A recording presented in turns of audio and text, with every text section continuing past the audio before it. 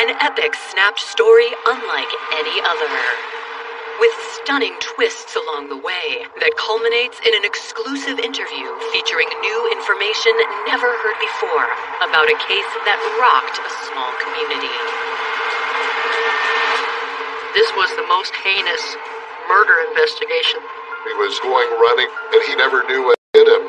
An execution-style murder. It was obviously an issue of overkill. Investigators are sent down a trail of sordid secrets and cover-ups. They suspected that there was an affair going on. She'd been caught lying. There was a report to one of our detectives alleging that he had been molesting his daughter. It was very disturbing. As the pieces fall into place, they will reveal a heinous plot twisted by faith. It all seemed to stem from church activities. He had prophesied that it was God's will that he needed to be killed. It's hard to understand, I guess, unless you are a part of that. It's like a cult situation. You had church scandal. You had an affair with a pastor. You had sex. And for the very first time, one man at the center of this horrific crime finally tells his story. I know it always doesn't change a thing, or probably bring a whole lot of comfort, but maybe at least knowing some things might help.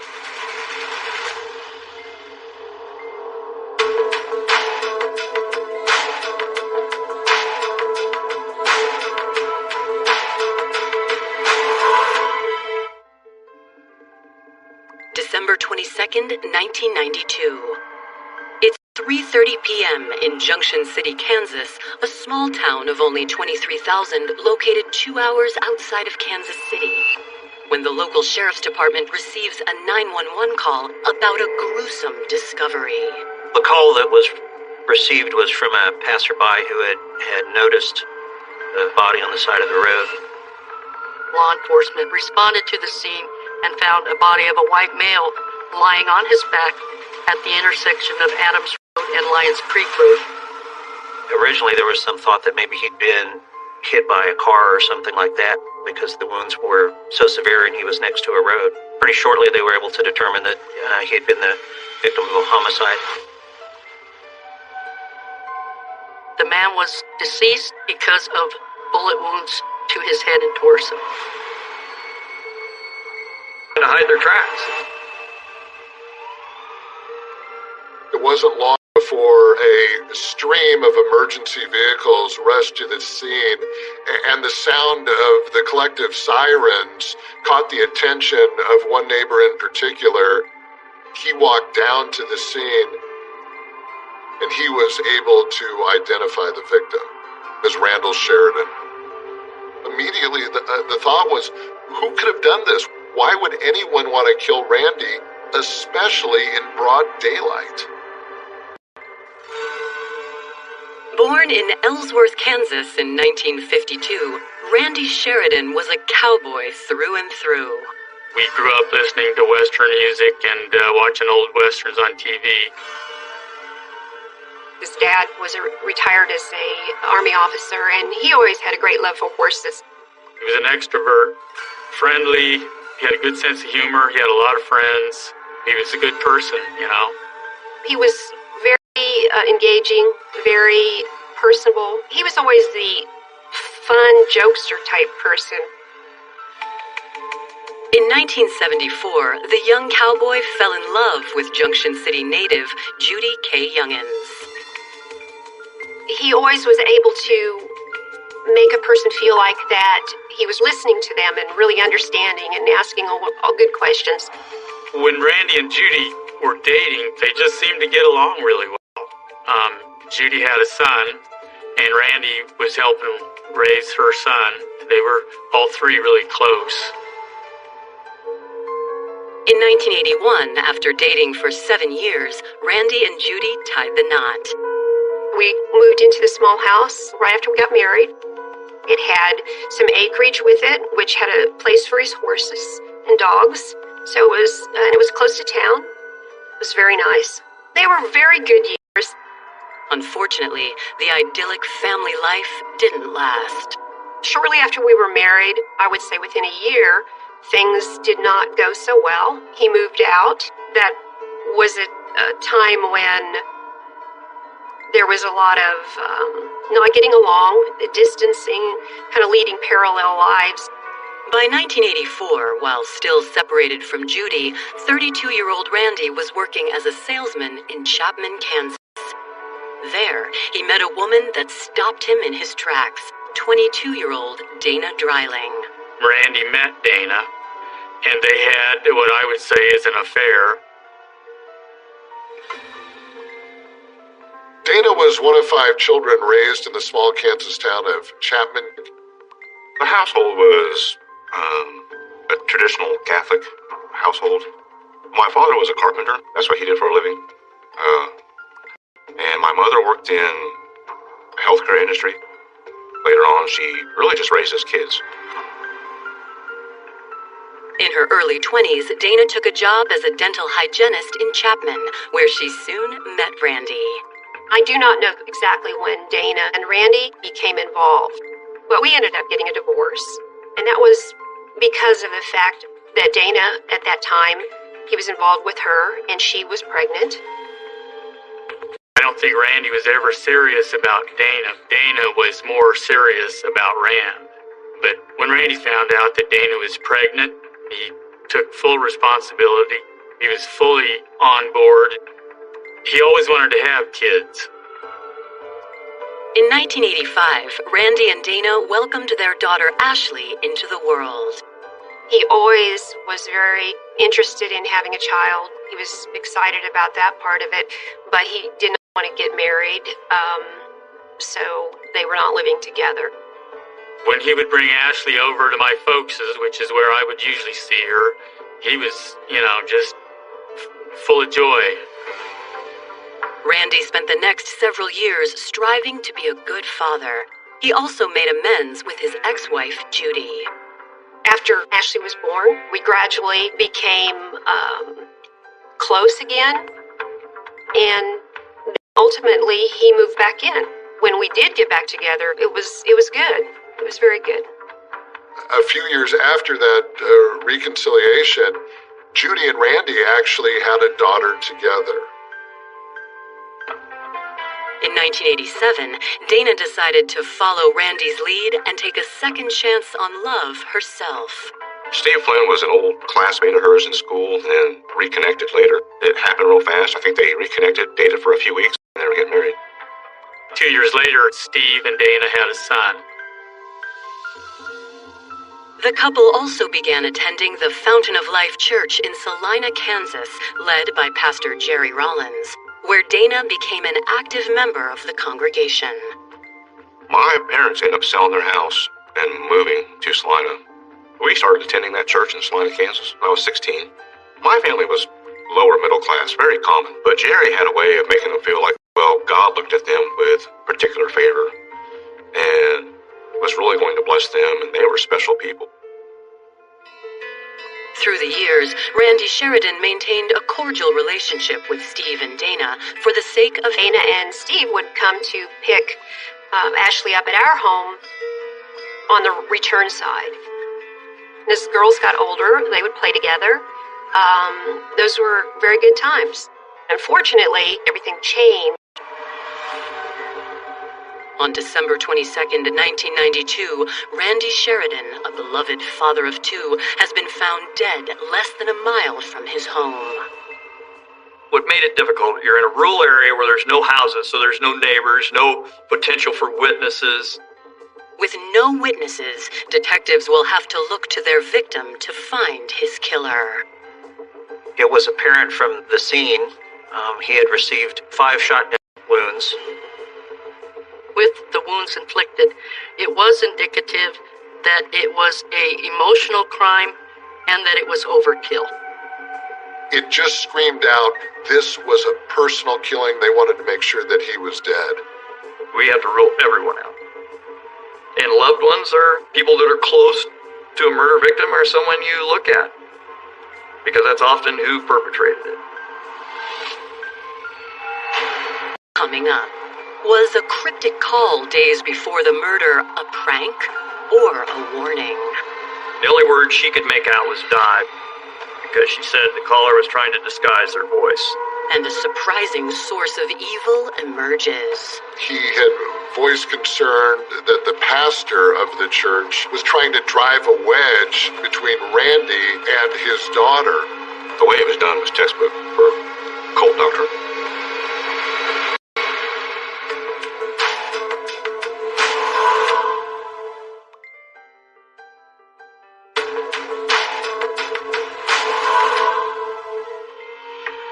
On December 22nd, 1992, authorities in Geary County, Kansas are investigating the roadside slaying of Randy Sheridan. At the conclusion of the investigation at the crime scene, Randy's body was taken to our local funeral home where the autopsy was conducted. What takes place anytime there's a murder is they will start looking at that person and looking at their life, looking at the people in their life. His wife would naturally be a suspect, you know? I mean, were they having an argument? Were there problems, you know? Detectives don't have to wait long to find out. I took off early and was driving home and saw all of these cars around our house.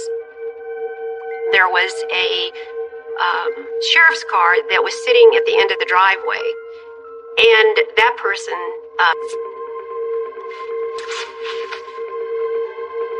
We spoke to her, told her that her husband had been murdered.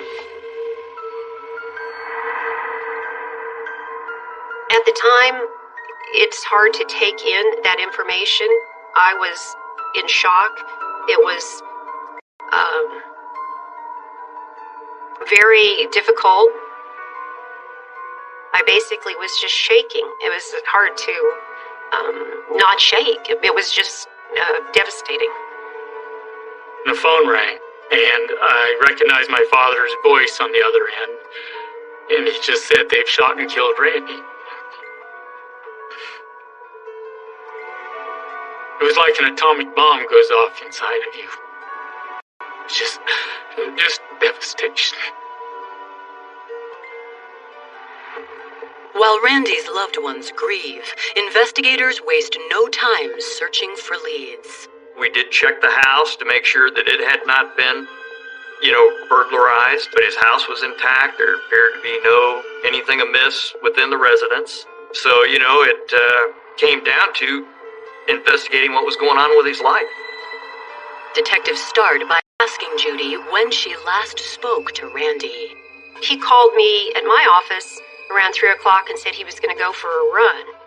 That was, of course, the last conversation I had with him. Judy says that the only conflict in Randy's life stemmed from a past affair.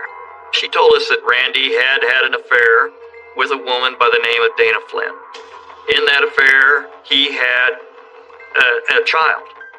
Judy also told detectives that Randy was going through a very nasty custody situation with the mother of his young daughter.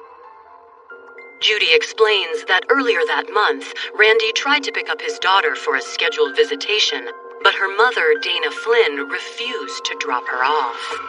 She was not there at the place where he was supposed to pick her up. So this went on for a while, and he, of course, hired an attorney to see what could be done. She said they had a court hearing coming up, and it was to be a change of custody to where Ashley would be given to Randy on a more permanent basis instead of just on visitation.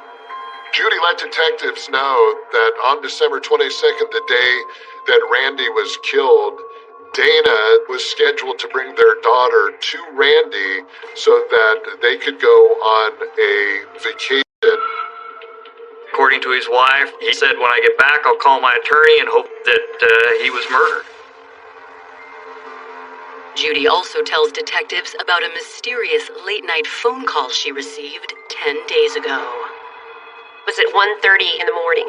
I happened to be awake, so I went and answered the phone, and at that time, I heard someone say something like, "Die."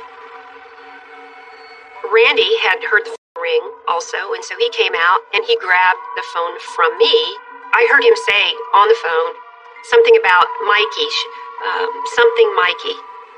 When they hung up, he said that that was Dana's brother, Michael, who was calling.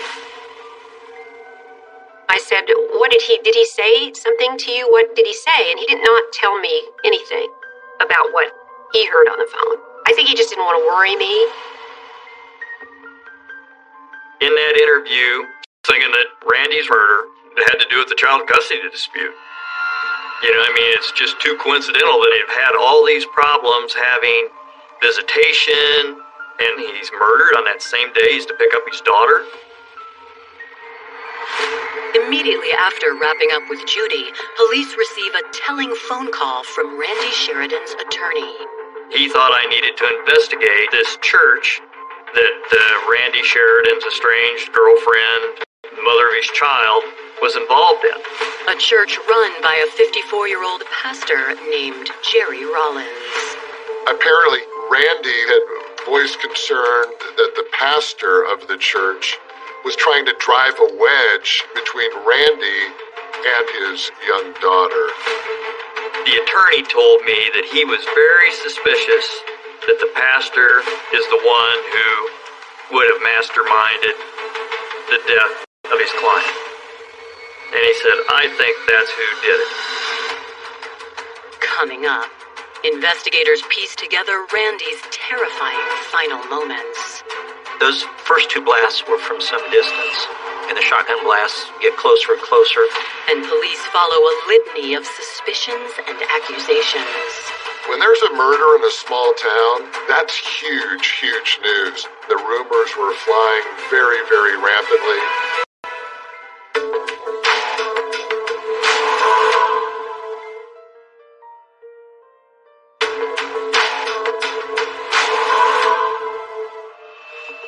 After speaking to Judy Youngins, investigators now believe her partner, Randy Sheridan, may have been murdered in connection with an ongoing custody battle with his former girlfriend, Dana Flynn.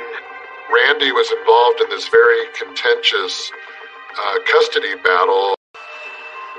While detectives begin tracking down Dana for questioning, Randy's autopsy report comes in.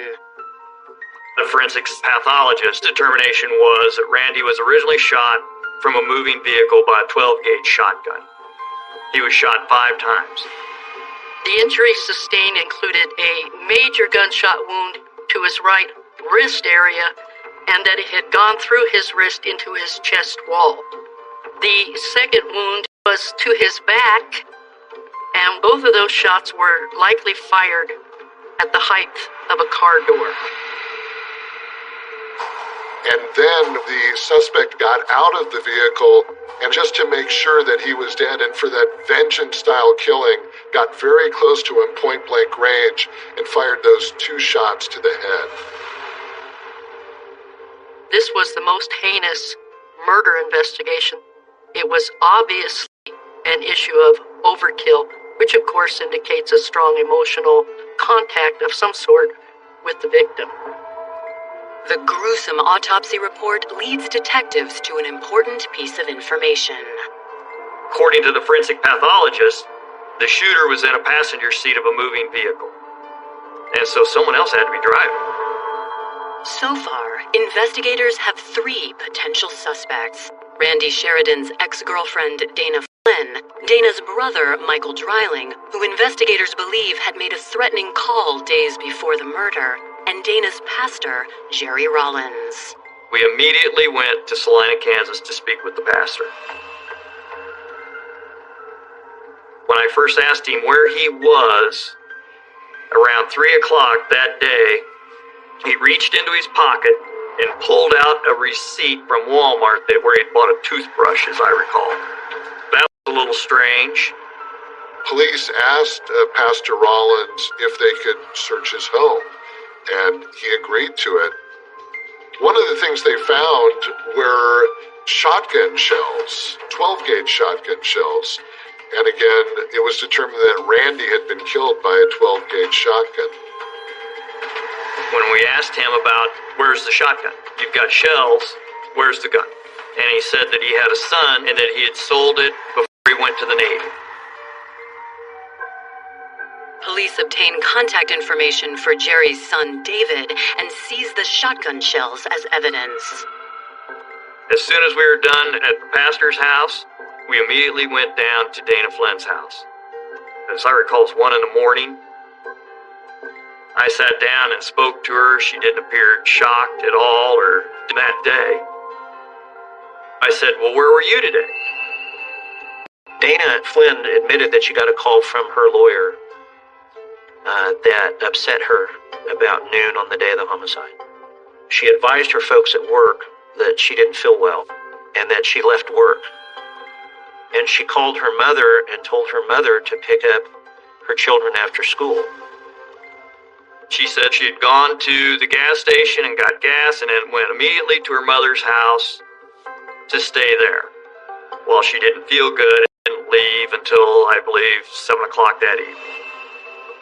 With Dana's children still sleeping, detectives ask her to come in for further questioning the next morning.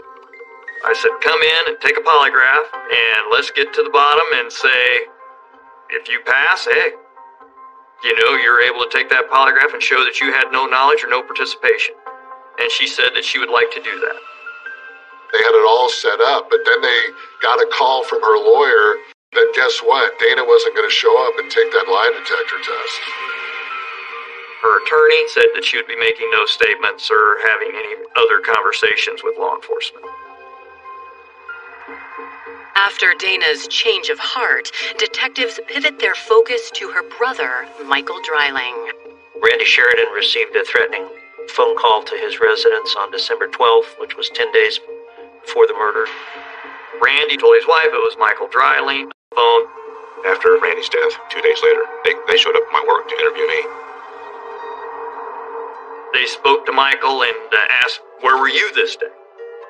And he said he had a knee injury and said that he'd gone to stat care. Michael told detectives that on the morning of December 22nd, he was home, and then later in the morning, his girlfriend took him to go visit Dana, and after visiting with Dana, he then headed to the doctor to get his knee checked out. Investigators quickly realize that Michael's story contradicts Dana's alibi. He said that he had seen Dana at her house, but Dana had said that she was at her mother's house. How could she be two places at the same time? He said he went at 4 o'clock in the afternoon to have his knee checked. We, of course, went to the care facility that he indicated, and their records indicated he didn't show up until 4:30 that day. He had more than enough time driving the speed limit to go from the murder scene to the care facility and arrive by 4:30. So it appeared to me to be that we were on the right track. Coming up, another family is torn apart in this small town. His son looked at him and said, "You serve the devil." And he knew that that could only come from one place. And the intimate details of a scandalous love affair are exposed. There was Pastor Rollins, partially clothed, and he said, "Take it easy, dear. We're just praying. We're just praying together." My mother received flyers in her mailbox about Jerry ordering some kind of sexual toys or products. You can imagine what a stir that caused.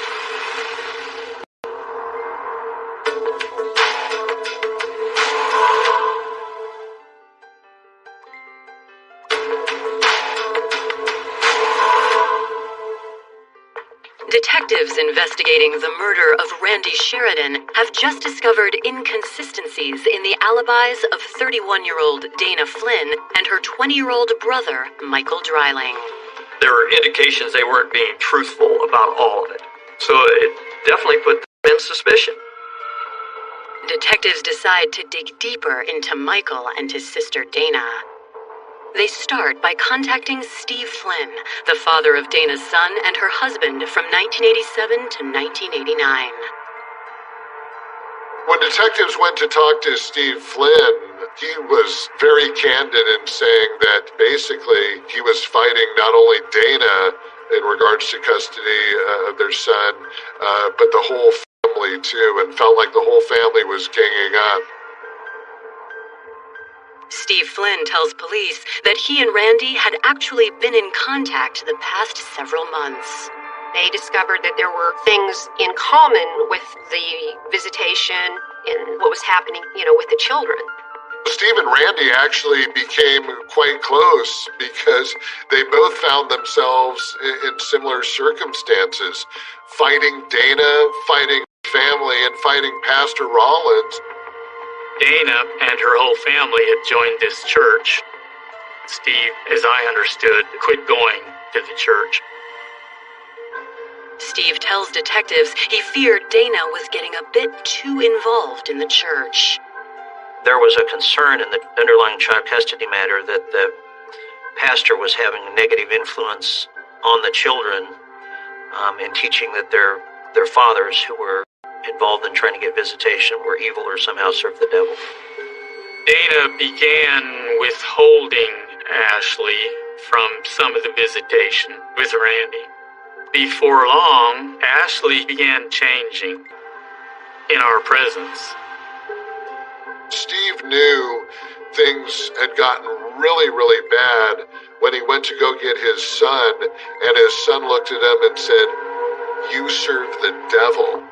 And he knew that that could only come from one place. It all seemed to stem from church activities. That was where it all appeared to begin and end. Hoping to learn more about the inner workings of the Fountain of Life Church, investigators pay a visit to Pastor Jerry Rollins' ex-wife.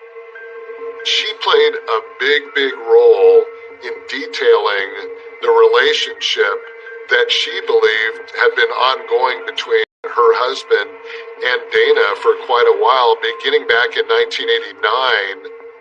After Dana had broke up with her husband, Dana moved in with the pastor and his wife. At one point, his wife woke up early in the morning and didn't find her husband in bed. She went to walk around the house, didn't find him, went over to the bedroom of Dana, knocked on the door and said, "Is the pastor in there?" She said, "No, I think he's outside." She then went outside, checked outside the house for her husband, didn't find him. She raced down to Dana's room. She opened the door, and there was Pastor Rollins, partially clothed. And of course his wife said, "What's going on here?" And he said, "Take it easy, dear. We're just praying. We're just praying together." Jerry Rollins' wife was concerned about them having a relationship, and then she found a receipt from an adult mail order company called Adam and Eve. The receipt was for sex toys that were sent to Dana from her husband. She left her husband after that incident. Jerry Rollins' ex-wife tells investigators that she gave the receipt to her lawyer, who passed it on to Steve Flynn and ultimately Randy Sheridan. Randy Sheridan then took this mail order receipt that he had with Jerry Rollins' name on it and Dana's name on it, and he made a bunch of copies of it, and then he mailed that out to church members.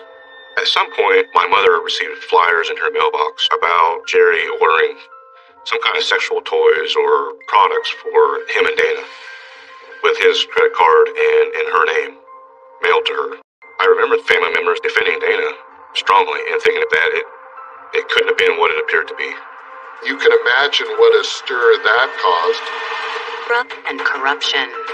People closed ranks. People were not cooperating. And a dark conspiracy comes to light. Randy was demonized more and more as time went on. It did seem to indicate to us that Jerry Rollins did have some control over people. I would call him a very evil man.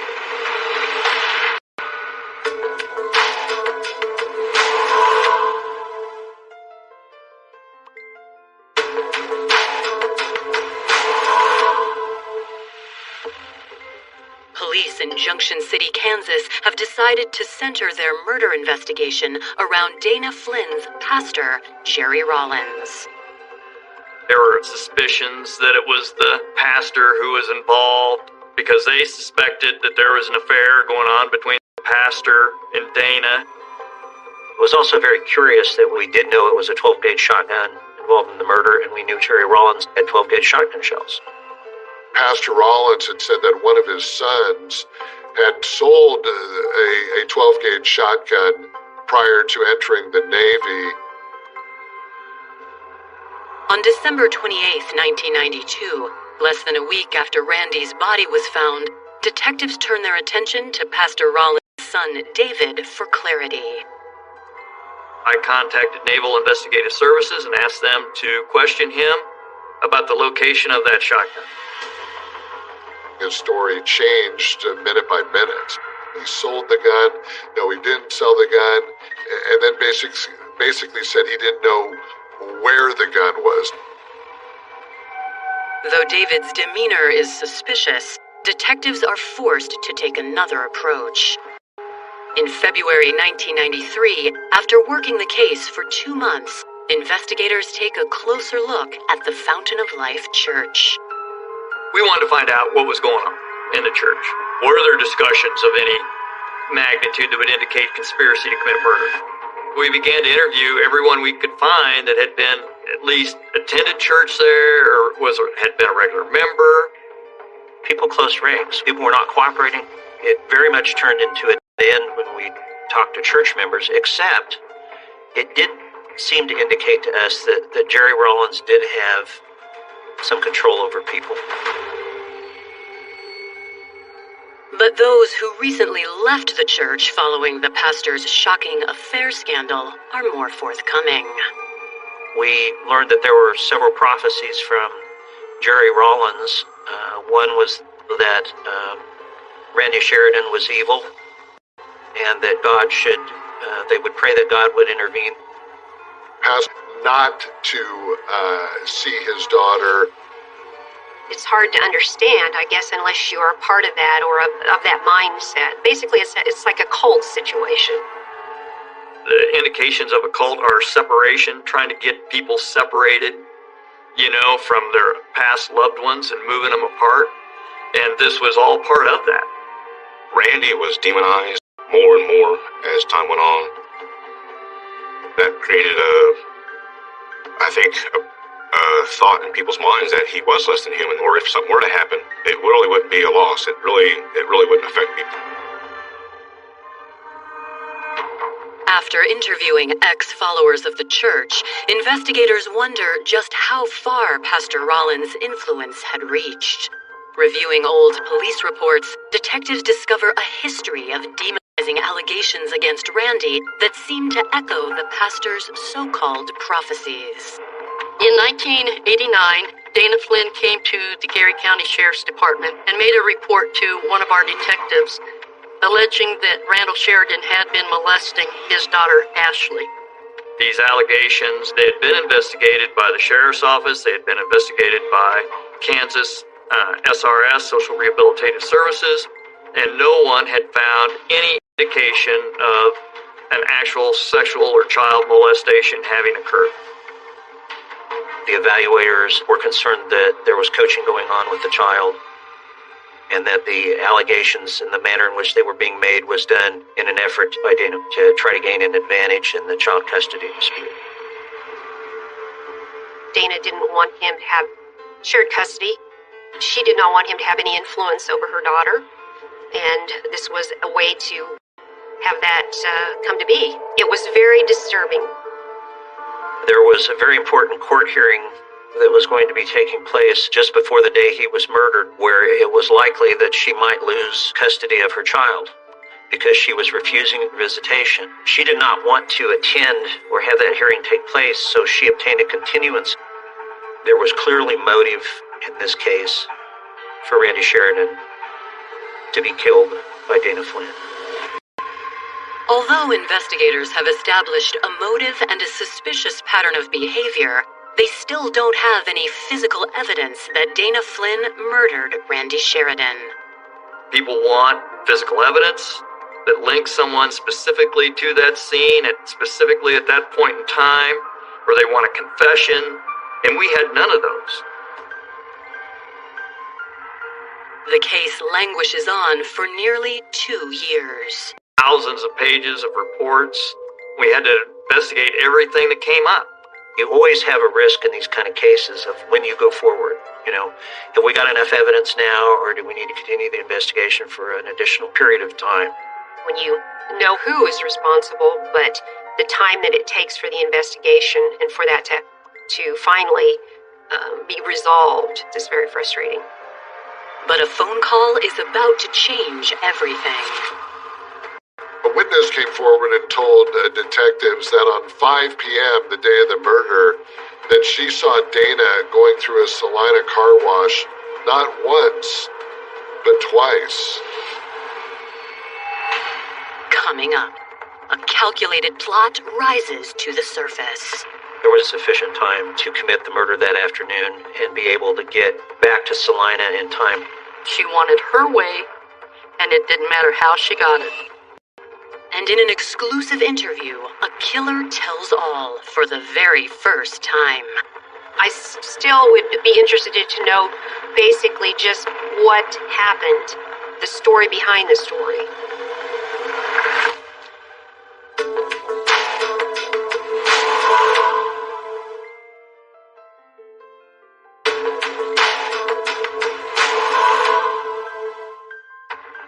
After nearly 2 years of investigation, detectives in Geary County, Kansas finally have the break they need in their case against Dana Flynn for the murder of her ex-boyfriend, Randy Sheridan. One of the members of the church, who was no longer attending the church, observed Dana Flynn going through a car wash twice on a day when she's supposedly too upset and sick to pick up her kids. Law enforcement actually drove the route from where they believe Dana and Michael would have been to the scene where the murder took place. And they did that a couple different ways. Either of the routes would have provided sufficient time to commit the murder that afternoon and be able to get back to Salina in time for Dana to have been seen washing her car at the car wash.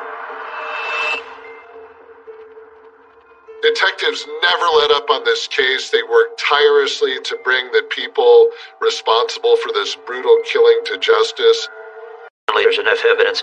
On October 18th of 1994, the Geary County Grand Jury indicted Jerry Rollins, Dana Flynn, and Michael Dreiling for first-degree murder, conspiracy to commit first-degree murder, and conspiracy to commit perjury. Dana Flynn had a very close relationship with her brother. There was specific evidence that he had made a threatening phone call to Randy 10 days before with his sister the afternoon that the murder took place. And then we also have the false alibi evidence. He was basically playing the role of the heavy in helping Dana. When they were going to arraign them, I came over and was standing outside and watched them file from the jail into the courthouse. I guess that was part of my way of still trying to take care of my brother. Pastor Rollins entered an Alford plea, was basically to say, I am not admitting guilt, but I recognize there's enough evidence. If I went forward on these charges I'm pleading to, that I could be convicted. He served, I believe, maybe 4 months jail time for his participation. One could easily argue that Pastor Rollins deserved a lot more time because it seemed that he was very, very influential in this case. Pastor Rollins was an individual who, in my words, I would call him a very evil man. In August 1996, siblings Dana Flynn and Michael Dreiling go on trial for first-degree premeditated murder. As a prosecutor, we often have cases that you look at and you say that, in many ways, true life is so much stranger than fiction. Think about it. You had church scandal. You had an affair with a pastor. You had child custody issues. You had sex. You had adult sex toys. The pastor and Dana have always maintained that they never had a relationship whatsoever, other than parishioner and pastor. This was a, complicated case because it was circumstantial, and you had to show every angle. we had was a very detailed timeline for the jury to show them how things were building towards the event that occurred here. Our inference all along was that Dana was the driver and Michael was the shooter. That was the circumstantial case that we argued to the jury. Dana's alibi turned out to be very shaky, how she said she was at her mom's house, but then a witness sees her going through the car wash twice. Michael's alibi was very shaky.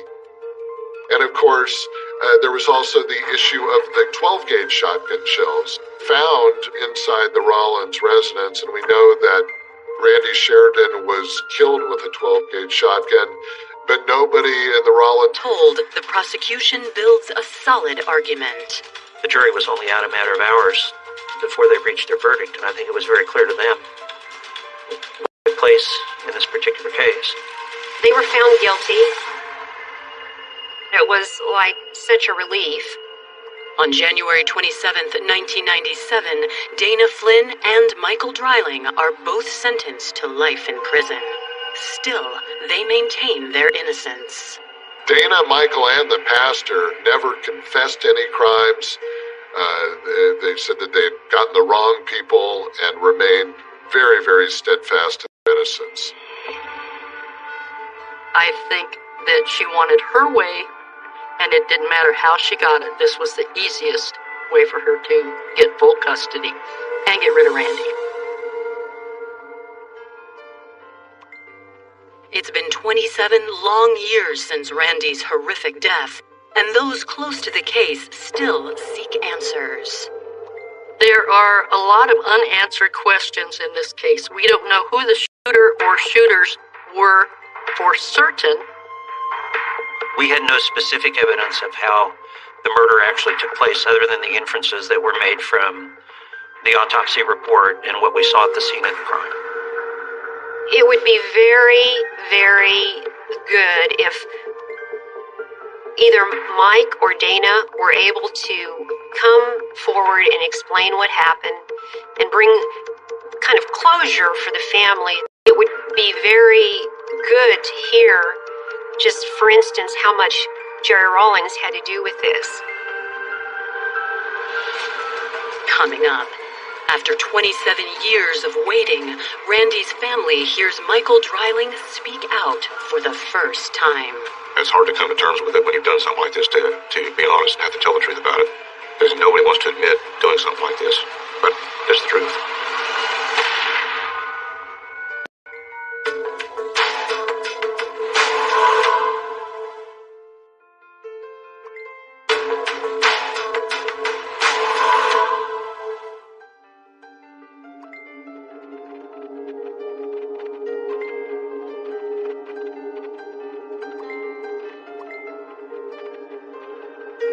In 1996, 24-year-old Michael Dreiling was convicted for the brutal murder of Randy Sheridan. On October 16, 2019, he was released on parole. After 23 years behind bars, he has decided to tell his story for the first time. There's no way to, if someone else gets something out of it. If someone else being the victim's family. I know it always doesn't change anything or probably bring a whole lot of comfort, but maybe at least knowing some things might help. Now, Michael shares the details of the crime he committed and starts at the very beginning. I was in the military, ended up having surgery while I was in, and was medically discharged, and I ended up coming home, I want to say in April of 1991. When I say home, I was Salina, Kansas at that time. Once back at home, he found a new sense of purpose in his family's church, a Pentecostal parish led by Pastor Jerry Rawlings. Jerry was charismatic, and I think he definitely cultivated an atmosphere of everybody was special, that we were chosen people. He made people feel special and unique. By the time Michael joined the congregation, Pastor Rawlings had already taken a special interest in Michael's sister, Dana. He would just talk her up, like just compliment her over the top. And she would do the same thing back to him. I can see the indicators now that it was more than just a pastor-parishioner relationship. In 1989, Jerry began counseling Dana about her struggle with ex-boyfriend Randy Sheridan over their daughter, Ashley. Jerry's wife had actually overheard a conversation with Dana's daughter and her husband, the pastor, speaking. At the end of that conversation, he came and told everyone that she revealed to him that she had been sexually molested by her father. And she goes, I listened to the whole conversation. I was keeping my ears in, wondering what's going on. And she said she never mentioned anything like that. By the fall of 1992, as Dana's custody battle with Randy languished, Michael says Dana made a plan of her own. Late October, Dana calls me and asks me if I can come over and show her how to shoot this gun. Because she had supposedly experienced some potential break-ins, people prowling around the property at night. She wanted to be able to defend herself. We went out to the country and we loaded the gun. I showed her how to shoot it. She shot it a few times. The weapon was Jerry's. I don't know where he got it, but it was his that he had given to Dana and I to use. I couldn't know for sure, but it might have been the plan at some point, including me. Dana had several conversations with me about Randy sexually abusing Ashley. I think she wanted to reinforce that idea with me and keep reinforcing it a few times to where it would build up and finally, it would make me feel like something had been done. Dana wanted to kill Randy. That was the solution to her problem with Ashley being molested, or supposedly being molested. I was completely and totally surprised, because it seemed to contradict the religious teachings that we were trying to observe in church. I was conflicted. I didn't know what was right or what was wrong. She seemed to justify that because of Ashley's life was at stake. I had a contradiction inside of me trying to determine what really was going to be the right course of action. Torn by his sister's request, Michael says he turned to the one person he was sure he could trust. I sought the counsel of Jerry Rollins. I arranged to meet with him and have a private conversation with him without Dana there. He said, let's pray about it. So we prayed. And when we finished, he just said, Brother Mike, he was in all my years in the ministry, I've never come across this situation or these circumstances, but I believe God wants this to happen because of what he's doing to that little girl. He validated and sanctioned the killing of Randy, and that blew me away, but I did not know or even think or consider that those two were making that plan.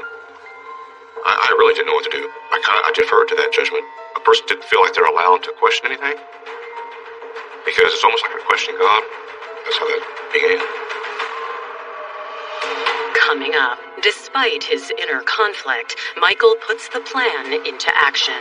There was a first initial attempt before the murder ever occurred that no one really knows about. And the moment truth arrives. Dana calls me and told me that today was going to be the day that we were going to kill Randy.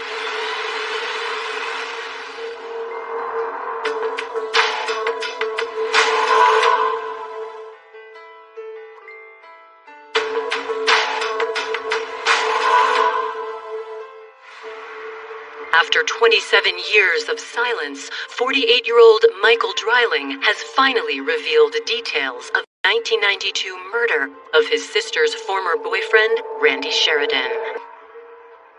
By way of just my willingness to be open and honest about this, about what I did.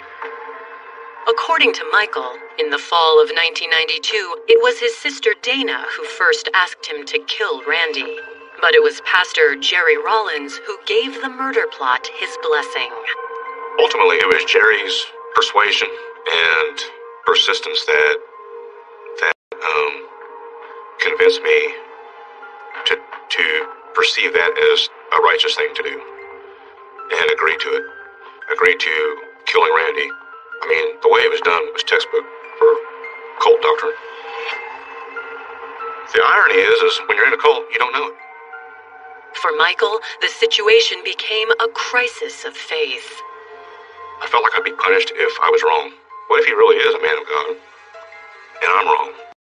So, I reluctantly and with a conflicted heart agreed to it because I thought that it was the right thing at the time. That's where I failed huge. Is I didn't have the courage to continue to question that. On the night of December 12th, 1992, Michael visited his brother's house with Pastor Rollins' oldest son, Charles, and decided to call Randy Sheridan. The truth of the matter is, I pranked Randy that night. I was with Charles and my brother. And I think he breathed heavy in the phone. He might have said die or something. I don't remember. Randy ends up dying 10 days later. I did not know that was going to happen that way. I did not. I mean, that was not even in my mind when that prank was made. Dana said, I'll let you know when the time is right. She made it sound like, when God wants it done, he'll let us know. We'll do it. And so part of me was hoping that would never happen or never come, but it did. About a week later, Michael says Dana told him it was time.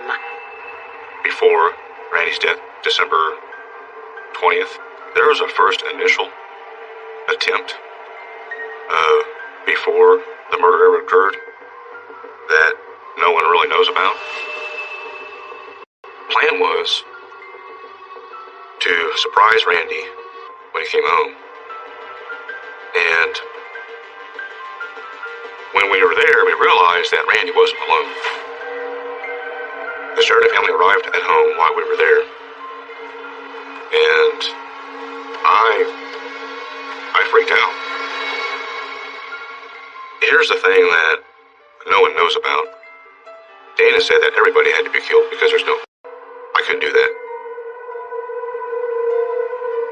The following day, December 21st, 1992, Randy received permission to take their daughter for the holidays. But the details remained vague. Every other time that they'd had a transfer, there'd been all this discussion, cussing and discussing about the details, but this time there was none. Desperate to get full custody of her daughter, Michael says Dana once again set her plan into motion. The morning of December 22nd, 1992, Dana calls me and told me that today was going to be the day that we were going to do that. We were going to kill Randy. Coming up, Michael's detailed account of Randy's brutal shooting is finally revealed for the first time. She was driving. I was in the passenger side, and Dana brought the car to a stop. Dana said, well, there it is. That's the sign that we're looking for now. Now, the gravity of it really started to sink into me, just how wrong it was.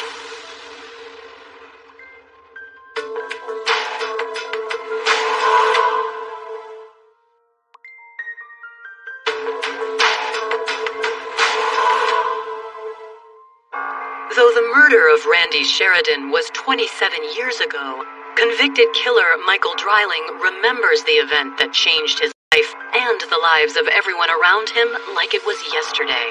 But his version of events paints a very different picture of the crime, one that his sister Dana denies to this day. It had been early afternoon. We arrived and we saw him jogging on the road. Dana said, well, there he is. That's the sign that we're looking for. He's by himself. That God wants this done. She was driving. I was in the passenger seat. And Dana brought the car to a stop.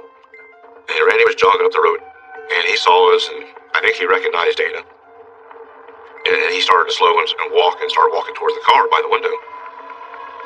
Talked to Dana, I believe. And that's when Dana told me now. Randy realizes the situation and put his hand up like this. I know that I fired a shot. kind of spun him around a little bit to the side, and I fired another shot. I hit him in the side. And then he started to run. And I fired another shot, and he fell down. And when Randy fell down, that's when I stopped. The gravity of it really started to sink into me at that time. Just how wrong it was. But not for Dana. Dana got out of the car and told me to shoot him again. Randy was on the ground. And I didn't. I don't remember saying anything. So she took the gun from me and went over and fired the last two shots. I remember standing there just kind of in somewhat of a daze, kind of a shock. And Dana had told me to help her pick up the shells, so we picked up the shells, got in the car and drove away.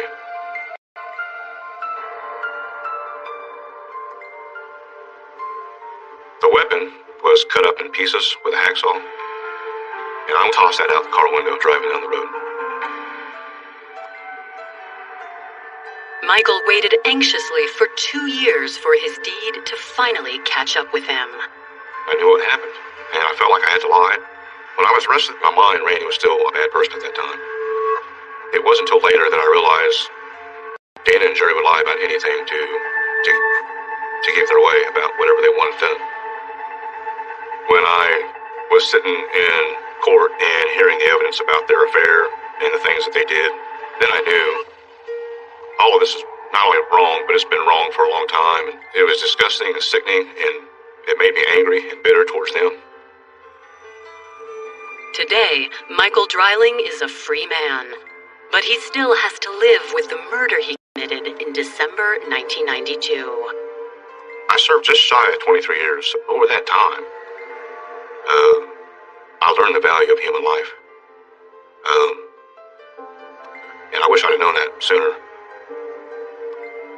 And I don't want to make excuses or say that I didn't know better, because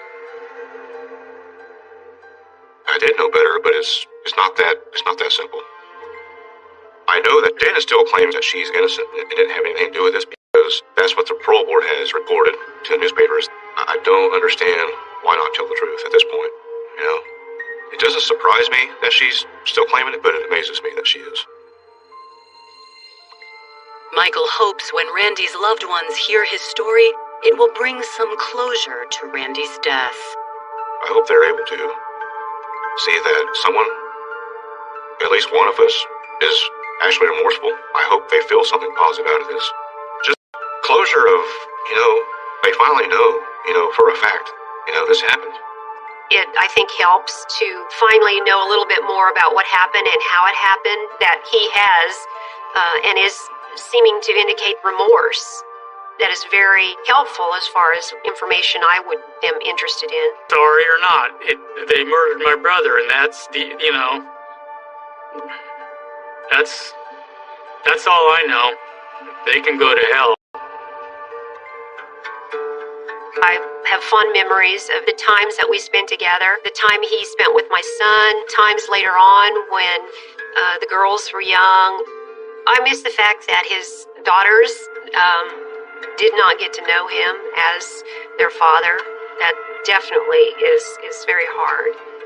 The fact that Ashley was also no longer a part of our lives after having that connection, that is, very tough. She may have gone to her mother's sister. I don't know for sure. I always thought we'd trouble.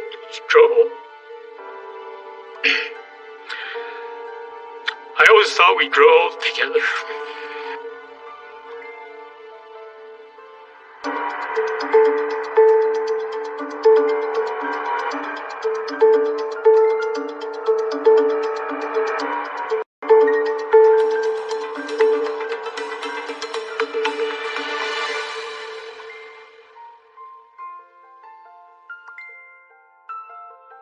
Each other. When she got engaged to him, she was just beaming. Until one fall afternoon when she suddenly goes missing. She had not shown up for church, and into the evening, she didn't show up. There was a hole in the wall over the phone. There was actually some hair around the hole. There was a bed and a bed frame that was missing from the basement of the house. The feeling almost from the beginning was this is not a missing persons case. Detectives uncover a suspect with an axe to grind. She could be very ornery, especially if she'd been drinking. That just caused a worse row between them. It's a little bit suspicious that it took until late in the evening for him to call the police. Things just started to spin out of control. And an unlikely accomplice leads investigators to the truth. Once the gate opened, it just opened. Everything came out. And I was also in the house was his daughter. That immediately seemed odd to me. She just couldn't handle somebody sleeping in the bed she used to sleep in. There was a catastrophic house fire where somebody had died in the house. This obviously was a story of jealousy, a murder of jealousy. What's the old saying? Hell hath no fury like a woman scorned?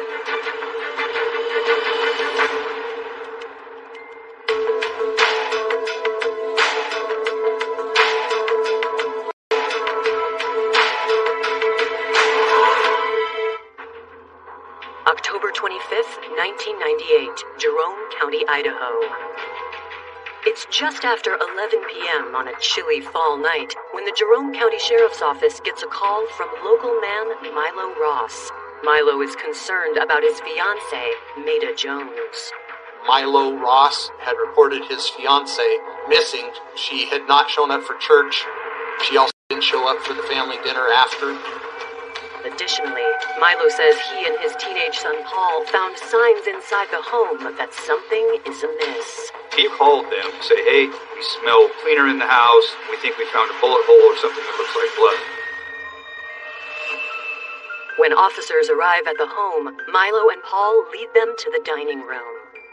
There was some carpet that looked like it had been recently cleaned that was still wet. There was a hole in the wall over the phone. There was actually some hair around the hole. It was about 5.5 feet up the wall. You could see the brass coloration, something inside the hole that looked like it was a bullet. Things like that, obviously, as an investigator, would raise some pretty big red flags. They knew, based on the evidence that they were seeing, Detectives to the scene.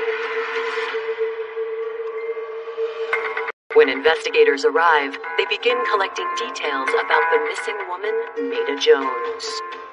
I met with Milo Ross. He was concerned about his fiancée being missing.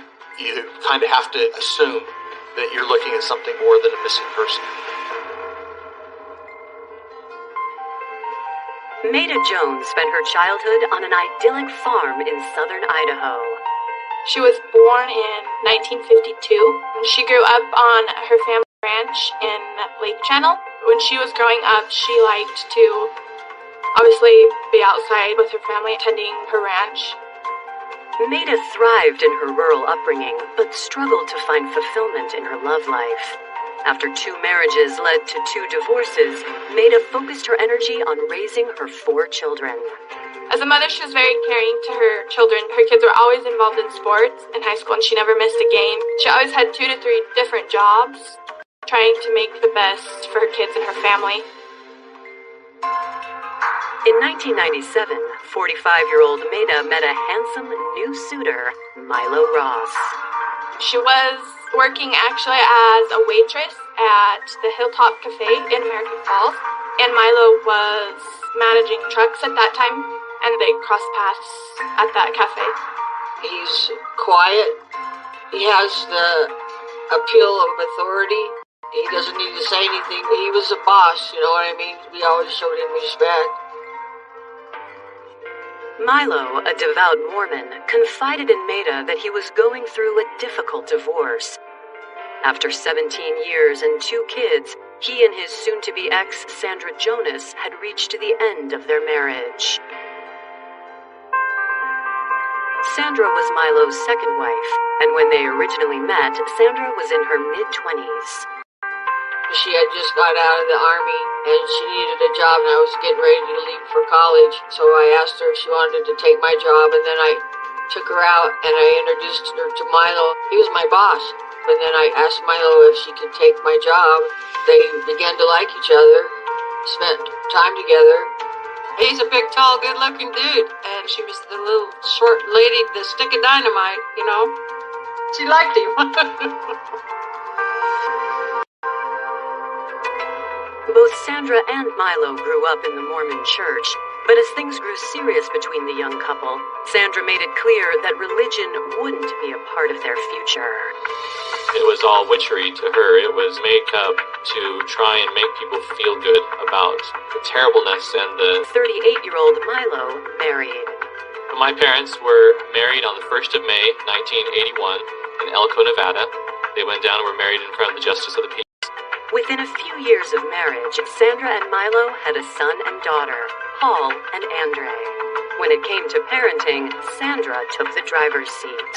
She was very strict. She was headstrong. She had a strong personality. And when she gave a command or a look, you obeyed.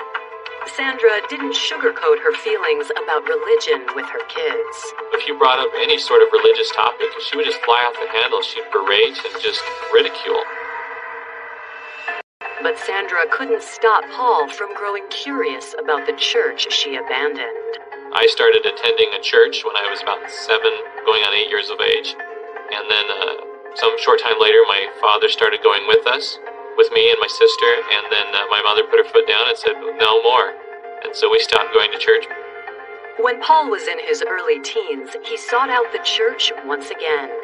Milo supported him, but this time they hid their Sunday outing from Sandra. Milo and the kids wanted to go to church, and she forbid them to go, but they went anyway. They had to sneak off to go. I think a lot of things just sort of started to spin out of control in our home. It was very tumultuous after about 13 or 14 years of age. Over the next few years, tensions between Sandra and Milo grew. That finally sort of boiled up into about 1997 or so. I graduated from high school. My parents separated. While finalizing his divorce from Sandra, Milo's new friendship with waitress Maida Jones was a breath of fresh air. My dad had first told me about Maida when I was at college at Utah State. And I learned that, he had taken an interest in her, but he didn't want to have any view of impropriety or inappropriateness. And so he was going to maintain his arm length. Milo took Maida under his wing and helped the single mother of 4 secure a stable job. She actually worked with Milo. She was a dispatcher for Circle A, dispatching trucks. Got to know Maida quite a bit more. I thought she was a great woman. Just very, very kind. There was nothing about her that I didn't like. It wasn't long before Maida and Milo started a relationship. Maida's dream in life was to have a good life with a good man and raise her kids that way. So I'm assuming that she saw in him that that's what she would have with him. In May of 1998, Milo's divorce from Sandra was official. Around the same time, Maida found herself in need of a place to stay. At some point, she was having some remodeling done on her home, and so she share a bed before marriage. In October, Milo decided he wanted that day to come sooner rather than later. He pulled me aside and showed me a ring that he had purchased and that he was planning on inviting Maida to marry him. Milo proposed on October 23rd, and Maida said yes. When she got engaged to him, she was just beaming. A lot of people would say that she was the happiest that she was ever with Milo. Just 2 days after their engagement, Maida spent the morning preparing a pot roast for a mission trip send-off for her soon-to-be stepson, Paul. She urged Milo and the kids to head on to the church while she finished up at home. He was going, I think, to England on a Mormon mission, and it was customary for the LDS religion to have a farewell at their church and have family and friends over to listen to him speak, to kind of give his farewell. She was going to meet them at the church. She had stayed behind to start cooking food for the dinner after the church. But Maida never showed.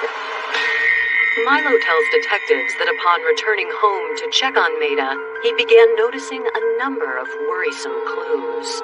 The roast was still in the oven, and it had completely burned to a crisp, which was not like Maida. My dad said something's just not right.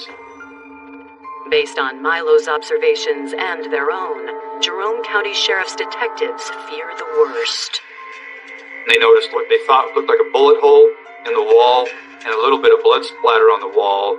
Smelled of cleaning solution. The feeling almost from the beginning was this was not a missing persons case. We were almost immediately convinced we were looking for a body. Coming up, detectives try to make sense of more bizarre clues.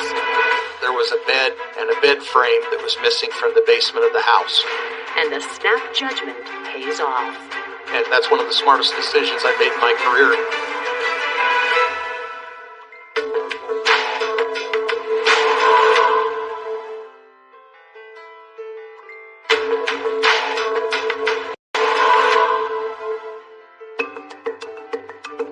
Just 2 days after accepting a marriage proposal from her boyfriend, Milo Ross, 46-year-old Maida Jones is missing.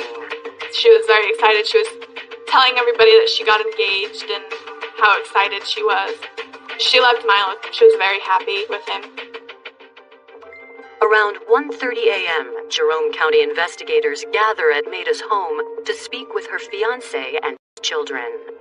I met with Milo Ross and his son Paul, and I was told also in the house was his daughter. She was 16, 17 years old at that bed. She was in her bedroom downstairs, and she told her dad she was feeling ill and didn't want to talk. That immediately seemed odd to me. If your soon-to-be stepmother's missing and you just go to bed, the police are there, lots of activity, I would think if it wasn't something life and death, she would probably be out there seeing what was going on. With Andre self-sequestered to her room, detectives try to feel out Milo and 19-year-old Paul. Paul was pretty quiet. Most of my conversation with Milo seemed just, appropriately concerned and kind of lost and confused about, things going on and, as distracted as you would have expected. Paul explains that when Maida didn't show up for his mission trip send-off at the church, considered the possibility that she'd gone into work. She worked the graveyard shift, and she did not show up to work. And so they had called the house asking where Maida was. At 11 o'clock, about 11:30. Neither Milo nor Paul could really explain why she wouldn't show up, or that she wouldn't come home that evening, go to work, all that. They were just kind of perplexed by the whole thing. She was going to come back for sacrament meeting, but she never appeared. My sister was going to come, and she never showed up. So we knew something was happening. Based on detectives' initial impression, Maida doesn't fit the typical profile of a runaway. It's a little less common to have an adult turn up missing, and especially without some major event, fight with the husband or wife, or something like that that precedes them going missing, losing a job, an event like that. There was no event. In fact, she was engaged to be married. Her soon-to-be stepson was going on a mission for the church. She had a job. No known reason for her to go missing. Detectives ask Milo and Paul to take a look around the house to see if anything is missing or out of place. In the dining room, the father and son point out a few oddities. We realized that the newspapers, the 5 or 6 newspapers that were on the dining room table, were all gone. And that the carpet underneath the dining room table, the throw rug, was also gone. The other thing that we determined during the process of this is that there was a bed and a bed frame that was missing from the basement of the house. We were told that that was where the victim had been sleeping. So there's some question as to why that bed's missing. Why would an intruder take such strangely specific items but leave actual valuables behind? In order to piece together what went on in Milo's... We're a very small organization, and we don't have crime scene techs, and we don't have people who do that. It will be morning before the crime lab makes the 100-mile drive from Pocatello. To preserve the evidence, detectives secure Milo's home. I made the decision that we were going to move everybody out of the house. We instructed them to just take a change of clothes and some personal items, and everything else was to stay in the home. They were asking us to grab toothbrushes and whatever else we needed to stay the night somewhere else. Milo gathers his family, including his 17-year-old daughter, Andre, who emerges from her room for the first time since detectives arrived. extremely quiet, looking down, would not make eye contact with me at all. Her face was just as white as a sheet. And I'd asked Milo about that again, and like he said, she'd been up throwing up most of the night, had an upset stomach, but didn't sleep at all. As the family prepares to leave, Andre speaks up with a request for detectives. The daughter, Andra, wanted to take her pickup with her.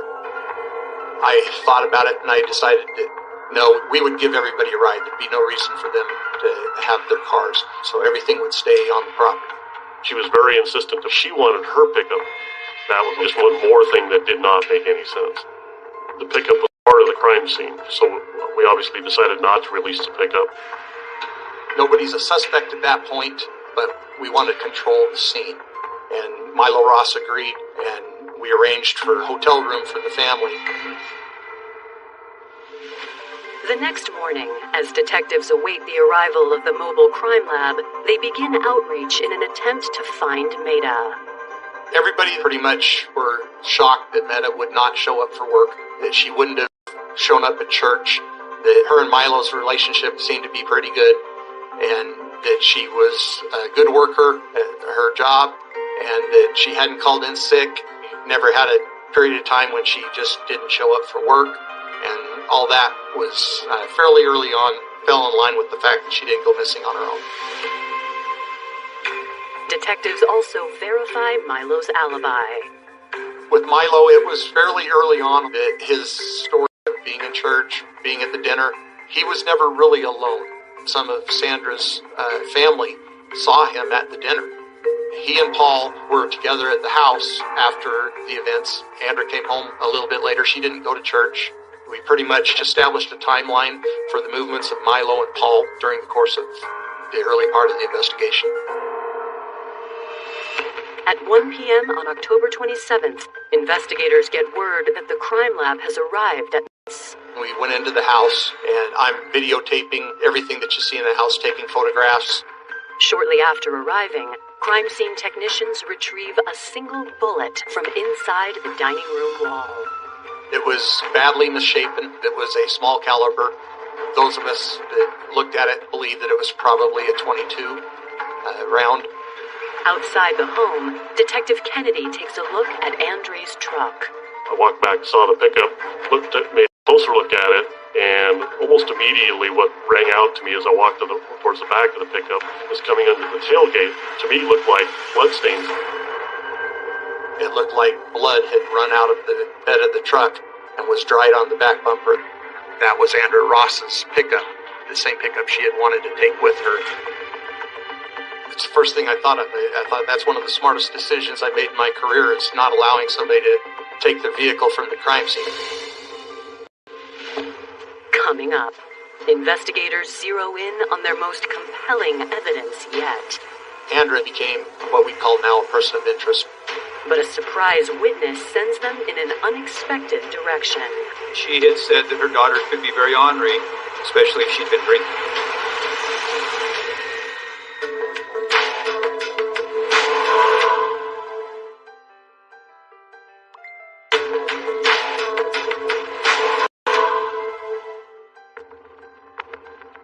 Less than 24 hours after 46-year-old Maida Jones was reported missing, detectives have just discovered blood on the bumper of a vehicle driven by her soon-to-be stepdaughter, Andre Ross. It looked like somebody had actually attempted to clean it, but they were able to confirm that it was human blood that was found in the back of the pickup. The fact that Andra had wanted to take that pickup raised a huge red flag, and she became what we call now a person of interest. Back then we'd say a suspect. And I knew that we needed to focus a little bit more on her. While detectives have yet to piece together exactly what happened, the blood on the pickup confirms their worst suspicions. We pretty much assumed at that point that we were dealing with a homicide and that Meta was no longer with us, and so it was not a missing persons case from that moment on. Before investigators get a chance to question Andre, they are contacted by her maternal grandmother, Colleen Jonas. Colleen tells detectives that she fears her daughter Sandra, Milo's ex-wife, might have had something to do with Maida's disappearance. Colleen had said that her daughter could be very ornery and that she could be mean when she was drinking. I know, and that she had an alcohol problem. And of her 14-year marriage to Milo. He quit drinking and she didn't, and then he started going back to church and getting back into religion, and that just caused a worse row between them. My parents separated about 1997 or so, and my parents were divorced, I believe, in May of 98. Milo and her got separated and divorced, and then she went to work doing road construction, and it took her up to Sun Valley, and so she borrowed my mom's trailer, and she was living up there, and she lost a lot of weight, and she was looking really good. She seemed like she was happy, but she still loves Milo. Colleen said that Sandra had never accepted the divorce. In her mind, her and Milo, although they weren't legally married, they were still together. When Maida moved in with Milo, Sandra became enraged. She just couldn't handle somebody taking her place. Being around her kids, living in the house she used to live in, sleeping in the bed she used to sleep in, and it wasn't her. Adding fuel to the fire, Sandra learned about Paul's mission trip. Sandra was very anti-LDS at that time. She was upset that her son was going on a mission, kind of blamed Meta for directing him in that pursuit.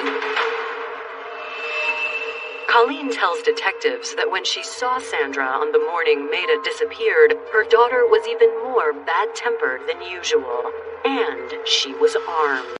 Sandra had been seen with a .22 caliber pistol on Sunday afternoon, and she had even made a comment that to her mother, I believe it was, that she should kill Meta.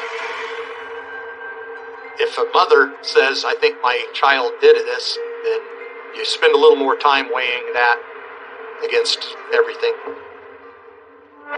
While investigators look into Sandra's whereabouts, they come across another possible clue. We found out that Sandra had a storage unit in Burley. The sheriff took the lead on that search warrant. At the front of the unit, investigators spot a promising piece of evidence. And they noticed that there was a blue paper towel outside the door of the storage unit that looked like it had some blood smears on it. They opened up the storage unit. They found a bed frame, mattress, box springs, cleaning supplies with blood residue on them. We determined during the process of that was the bed frame missing from the basement. Now, investigators must determine whether Sandra is trying to cover her own tracks or someone else's. And the blood found in Andre's truck doesn't bode well for the 17-year-old. During this time, I'm also trying to piece together probably at right now, but we didn't have what we needed to make an arrest on Sandra. Andrea was definitely a suspect at that point. The circumstantial evidence in this case was overwhelming. Obviously, the daughter knew what had happened, but hadn't been interviewed at this point and made any kind of confession. Hoping to get answers, detectives go straight to 17-year-old Andre. Every moment counts, but you also have to proceed pretty cautiously because you're not going to get a second chance to get that confession. They locate Andre at a home where she is staying with her father and brother. We knew that Andrea and her dad were staying at the home of some people in their church about a mile from their house. The people they were staying with were very active in the church. I suspected that come around 10 o'clock, the family would be praying for Meta's safe return. Emotions were going to be high. That's the time that I wanted to show up to talk to Andrea. I asked Milo if I could speak with him and his daughter, Andrea, because she's still a minor, and he gave permission for me to talk to her. And I asked Andrea if she was willing to talk to me about what had happened with Meta, and she looked at her dad, asked him to leave the room. Alone with Andre, investigators encourage her to open up. You have to pretty much say, yeah, we know. Nothing's going to shock us. You just go ahead and tell us. But what she says does come as a shock. She proceeded to tell me something that you got to know before we start. I said, what's that? She was, the head's not with the body. Once the gate opened, it just opened, and just everything came out Andre tells detectives it started when Sandra asked her to help retrieve a bed from Milo's home. The bed Maida had been sleeping on. She heard that Meta was living in the house, sleeping in a bed that Sandra thought was her bed. She wasn't going to allow that to happen. She was so obsessed with getting that bed out of that house. She agreed to help her mother transport the bed in her truck on Sunday while the rest of the family was still at church. So they go to the house, and Meta is in the kitchen. And her and Sandy start yelling at each other. Sandra tells Sandra to go down in the basement and wait for her. Andre claims she did as her mother asked. Andrew says, I hear loud voices and arguing, and then I hear a gunshot.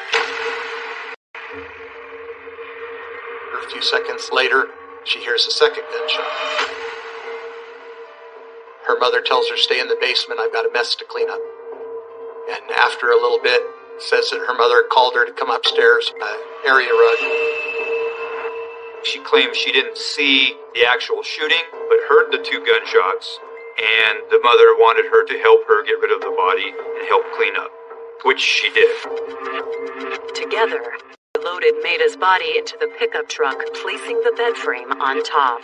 Then they drove a mile or so from the house along the canal, which is a large canal, and that her mother told her to wait in the truck, and she says that she saw through the mirror her mom disrobed Meta's body and then using a hunting knife cut her head off. Her mother threw her head into the canal, dragged the body out to the canal as well, and when her mom came back, she told her, don't worry, nobody will ever be able to identify her if they do find her. After dumping the body, they took the bed frame to Sandra's storage locker in Burley. Andre returned home and went straight to bed. She was very believable with her story. It matched with the physical evidence that we found in her pickup. It matched with the fact the rug's missing, and there was blood droplets on the back step, but you didn't find blood droplets on the sidewalk leading to the driveway, that kind of stuff. Following Andre's confession, Detective Chatterton has a tough conversation with her father, Milo. We didn't handcuff her at that time, I don't believe. And when we came out of the room, I explained to Milo what we had learned and that she was going to go to the sheriff's office with us. He wasn't greatly upset. He was just kind of accepting of what was going on. As they transport Andre to the station, detectives have one more stop to make. She'd helped her mom transport the body out to the canal. She was with her when the body was disposed of in the canal and when the head was severed from the body. I asked her to take us to where this happened. Coming up, detectives attempt to recover Maida's remains. They were able to shut the water off at the Milner Dam. Our searchers had noticed a severed human head on the canal bank. And as detectives close in on a killer, a chilling piece of evidence falls into their laps. Something small and shiny fell to the floor, and both of us looked at that as it bounced and landed on the floor.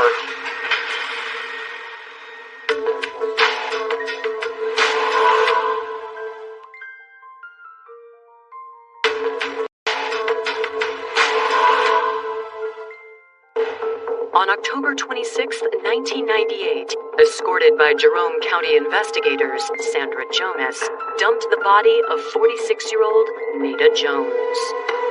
She led us on the path to where they went with Meta, and she showed us the spot on the road there by the canal where she backed up to the canal. At that point, that becomes another crime scene. Investigators put in a request to have the canal drained. They were able to shut the water off at the Milner Dam, but it did take about 8 or 9 hours for it to drain low enough to start searching that canal. We knew we weren't going to get started till the next morning, so the plan was to have other people kind of come and secure the secondary site, and then just lining up divers to help us. Back at the station, detectives officially place Andre under arrest. We charged her with accessory to murder, and then we immediately began working on a warrant to have Sandra arrested.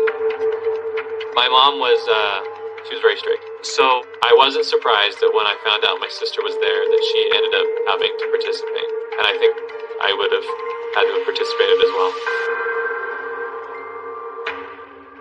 Detectives decide to wait until morning to execute the arrest warrant for Sandra. In rural homes like this, if you go up in the dark, could she get away from us? She's going to know why we're there if we go up and start beating on the door. And so the tactical decision was to wait until she came out to go to work the next morning and then take her into custody. Now, 2 days after Maida was reported missing, detectives get word from officers at the canal. As we were waiting for the arrest to take place, the sheriff had advised me that the canal water had been dropping down since about 11 o'clock and that our searchers had noticed a severed human head on the canal bank. The human head doesn't float if it's severed from the body. It weighs roughly 8 pounds, and when you fling it out into the water, it's going to reach the apex of your throw, hit the water, and sink. And that's literally where we found the head. Maida's body didn't stay put. The body floated downstream about a mile and a half. Detectives transport the recovered remains to the medical examiner for autopsy. Then, they get word that Sandra was taken into custody in Blaine County on her way into work. It is the first contact that any police have had directly with her involving this case. Detective Chatterton comes face to face with Sandra as she is booked. While taking inventory of her personal items, investigators make a shocking... The fixed blade, it wasn't a folding blade, probably about 4 to 5 inches in length, with a very sturdy handle, and it was a sturdy, broad knife. It wasn't a flimsy one, like a fillet knife. It was a hunting knife. Detective Chatterton discovers that's not the only thing Sandra's been carrying around. When the property was being taken off of her person, something small and shiny came out of her pocket and fell to the floor. Both of us looked at that as it bounced and landed on the floor.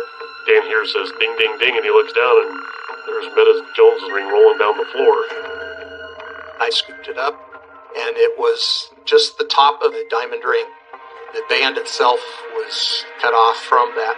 The significance of finding the head of the ring with the decapitation of the victim, kind of a chilling thing.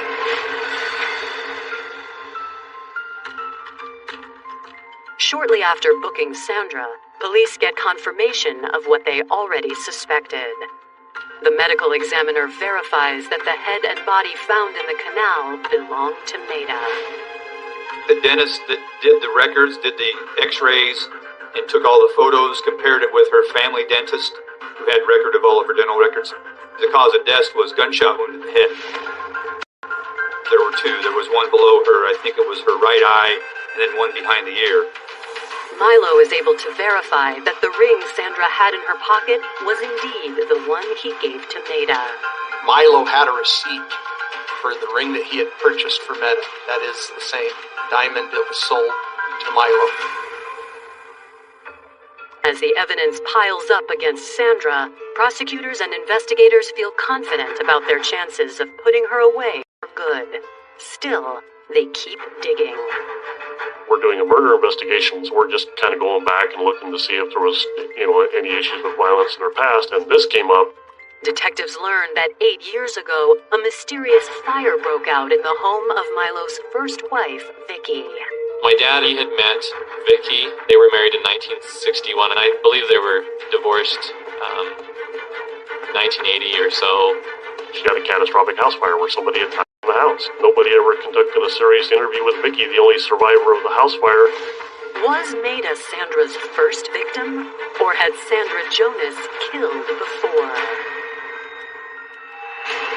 Coming up, the investigation expands yet again as Sandra's motive crystallizes. There's just no way that 1 + 2 didn't equal 3 in that case.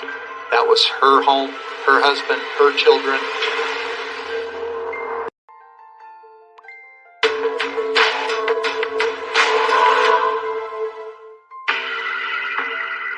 As As Jerome County investigators continue to build their case against accused murderer Sandra Jonas, they find evidence that Maida Jones may not have been her first victim.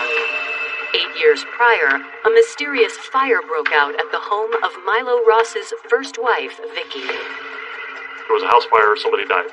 Vicky had some very strong and definite concerns about the fire, and it occurred shortly after the last confrontation that she'd had with Sandra. Vicky explains to police that she and Milo had remained in touch throughout his marriage to Sandra, and Sandra didn't like it. She started out with making threats towards Vicky, and then a few short weeks later, then we have, the fire at the house. But while investigators have plenty of questions about the fire, the 8-year-old case is already closed. The state fire marshal's office wasn't willing to relook at that because they had seen it as an accidental electrical fire. So there would be no way we could present that as evidence.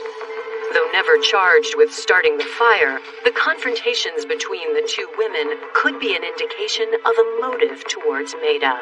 It shows a violent attitude that Sandra has, especially when it comes to anyone in a relationship with Milo, and it kind of corroborated the potential motive of why Sandra would be so upset that another woman's sleeping in the house that she considers to be hers, in a bed that she considered to be hers, and in a relationship with the man that she considered to be her husband.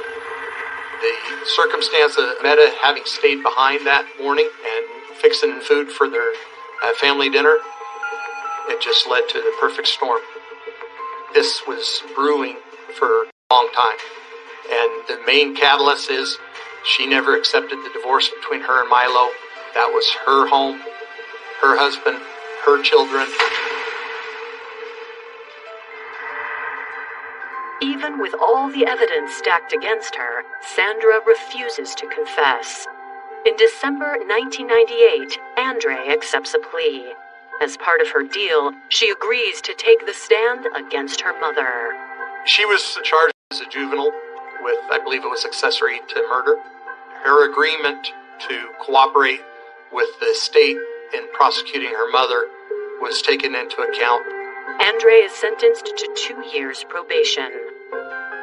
Personally, I don't think she should have gotten anything.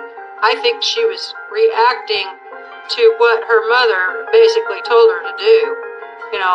Almost 10 months later, in July 1999, prosecutors learned that Sandra is ready to talk about a deal. Initially, we charged her with first-degree murder, and through the process of negotiations and pretrial, she pled guilty to second-degree murder and was sentenced to 25 to life. This obviously was a story of jealousy, a murder of jealousy. To strip a victim naked, cut her head off, take an artifact from her body, the engagement ring, that was pretty heinous. That goes up there on the list of some of the worst things you could do to somebody. What's the old saying, hell hath no fury like a woman scorned? I think she just couldn't handle somebody taking her place. Being around her kids, living in the house she used to live in, sleeping in the bed she used to sleep in, and it wasn't her. The most tragic part of this thing is that all could have been prevented. I don't put any responsibility on Maida. I don't put any on Andre. I don't put any on me or my Aunt Jackie or my grandma. But on my mom alone. My mom doesn't recognize that she's done anything wrong, and I don't know that she ever will. Such a wonderful woman was taken from our family in such a tragic way that was super unnecessary, and it didn't need to happen. She just missed out on so many good things in her life.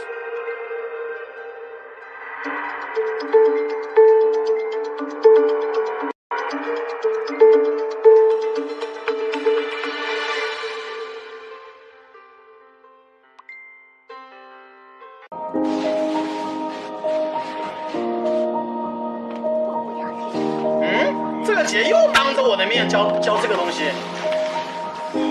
什么意思啊？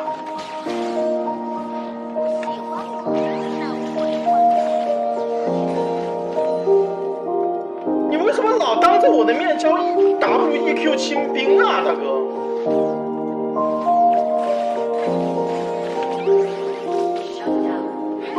把 W 跟 E 交了，那你不就是个废物了吗？我们这波不支援了。这波下路打得如火如荼，但是我们这波不支援了。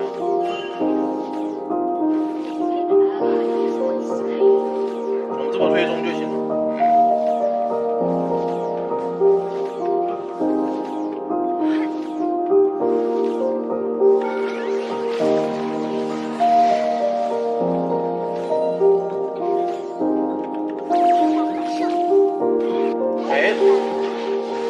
他妈的，老子今天不杀你，真的！你他妈的天天叫一清兵！王者小一小591条，完结！别他妈天天教 WEQ 清兵，有毛病，真的是！我得让你知道错，真的。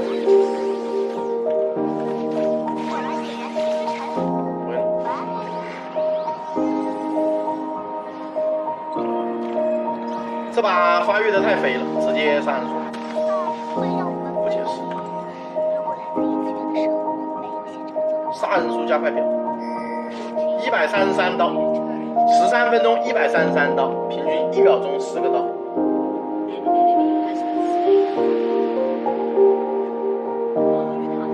闪现过去，为什么不 A 两下再 E？我是 E 闪，我不是闪现过去。我是小学生，我可以拿我家长的钱给你送礼物吗？如果你真的是小学生，这个点你他妈该滚去睡觉了！你再不滚去睡觉，我告诉你妈妈把你抓出去！你妈的11点的不看直播，还在看直播，还不滚去睡觉？小学生这个点该滚去睡觉了，知不知道？在这里蹲姐。刷 EW 大招可以不用放，还是交个大吧。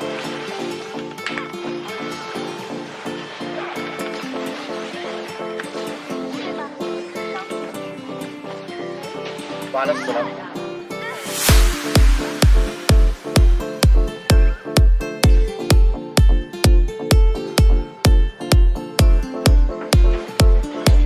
坏了呀，审技能了。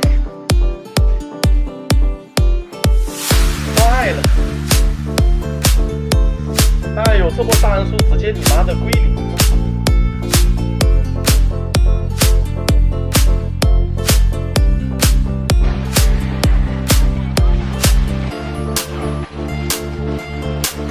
我跟你说，我小学的时候从来没有超过晚上9点钟睡觉。我这波死了不怪你，好吧？这个小学生，你赶紧给我滚去睡觉。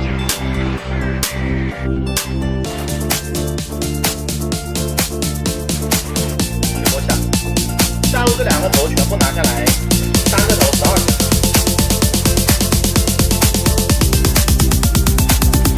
这里可能会有人。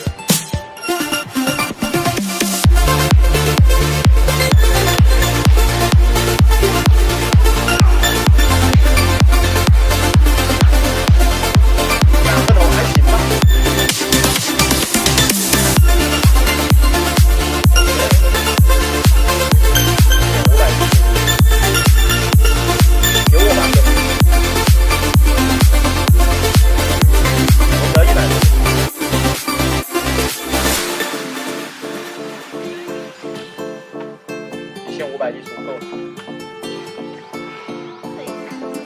我跟你讲，小孩子晚上不要超过10点钟睡觉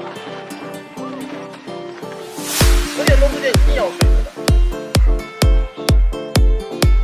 小学生更不能熬夜，更不能看直播。白天起不来，没有精力上学，那以后还得了？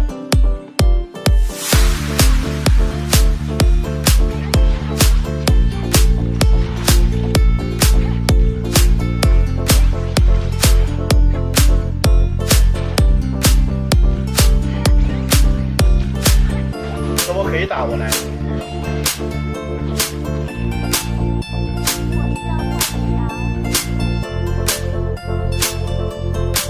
姐的位置我是知道的。